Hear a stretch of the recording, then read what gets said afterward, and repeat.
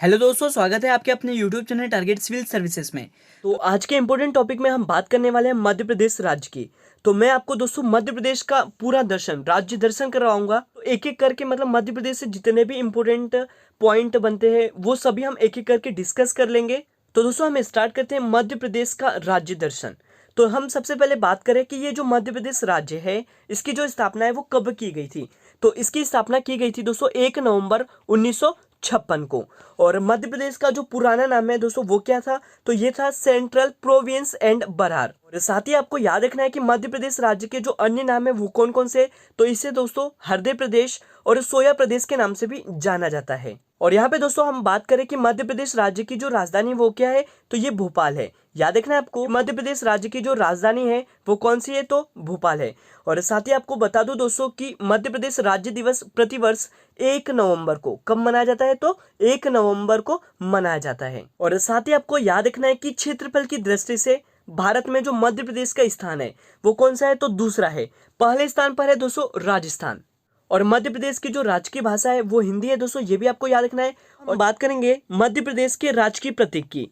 तो सबसे पहले दोस्तों मैं आपको बता दूं कि ये जो राजकीय चिन्ह है यह दोस्तों 24 स्तूपों की बाह्य आकृति के मध्य गेहूं और धान की बलिया तथा बरगद वृक्ष के ऊपर अशोक स्तंभ है।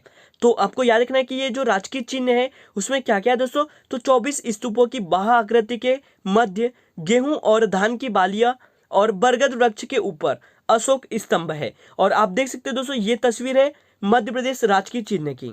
और अब हम बात करें कि मध्य प्रदेश का जो राजकीय वृक्ष है वो कौन सा है, तो ये बरगद है। और इसे दोस्तों फाइकस वेनगेलेसिस के नाम से जाना जाता है। और यहीं पे बात करें हम राजकीय पक्षी की, तो ये दूधराज अथवा शाह बुलबुल है। राजकीय प्रतीक में दोस्तों एक और इम्पोर्टेंट पॉइंट याद रखना है कि राजकीय पुष्प कौन सा है, तो ये सफेद लिली है। और आप देख सकते हो दोस्तों ये है मध्य प्रदेश राज्य का राजकीय पुष्प सफेद लिली। और यहाँ पे दोस्तों मैं आपको बता दूं कि मध्य प्रदेश राज्य को लगने वाले जो पड़ोसी राज्य है वो कौन कौन से हैं? तो ये है दोस्तों उत्तर प्रदेश राज्य, छत्तीसगढ़, महाराष्ट्र और गुजरात और इसी के साथ राजस्थान। मतलब कुल 5 ऐसे राज्य हैं जो मध्य प्रदेश राज्य की सीमा से लगते हैं, मतलब पड़ोसी राज्य है।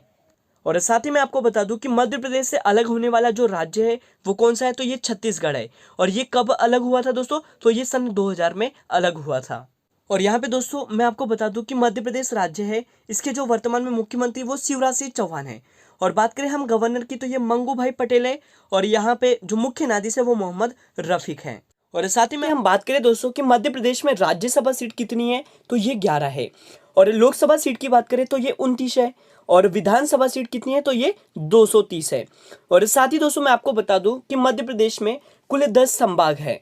कितने संभाग है, 10। और जिले कितने हैं, तो 52 जिले हैं। कि ये जो 52वां जिला बना था वो कौन सा है, तो ये निवाड़ी है। और अब बात कर लेते हैं कि मध्य प्रदेश का जो उच्च न्यायालय है वो कहाँ पर स्थित है, तो ये स्थित है दोस्तों जबलपुर में।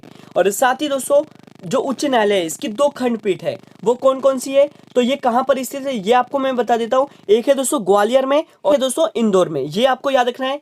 मतलब कितनी हाई कोर्ट है, तो एक हाई कोर्ट है और उसकी 2 खंडपीठ है। वो कहाँ कहाँ पर स्थित है, तो एक ग्वालियर में स्थित है और एक इंदौर में स्थित है। और आप देख सकते हो दोस्तों ये है मध्य प्रदेश का उच्च न्यायालय जो कि जबलपुर में स्थित है। और ये है दोस्तों 2 खंडपीठ जिसमें से हम बात कर रहे हैं पहले ग्वालियर की, और ये है दोस्तों इंदौर खंडपीठ। और दोस्तों मैं आपको बता दूं कि जो मध्य प्रदेश है यह क्षेत्रफल की दृष्टि से यहाँ का जो सबसे बड़ा जिला है वो छिंदवाड़ा जिला है।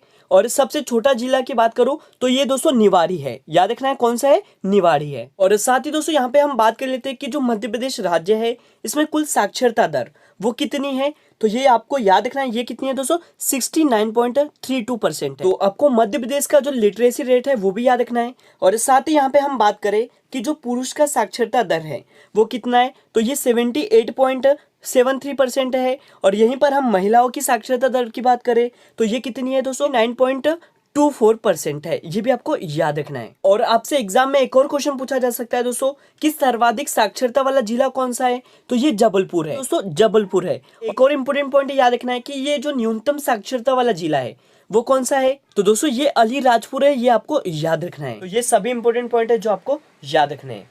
तो दोस्तों आज का हमारा वीडियो लेक्चर यहीं पर एंड होता है। अगर आपको हमारा लेक्चर अच्छा लगा हो तो इसे लाइक करिए, शेयर करिए। अगर आप इस चैनल पर नए हो तो इसे सब्सक्राइब भी जरूर करें। Thank you so much guys for watching this video. Bye bye, take care.